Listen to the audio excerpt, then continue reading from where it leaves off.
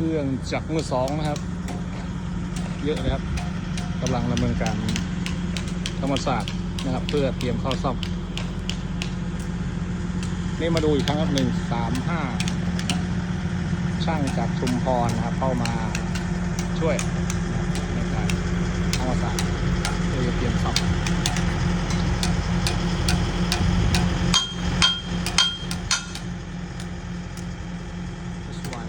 ครับถ้าใครสนใจก็มาดูใน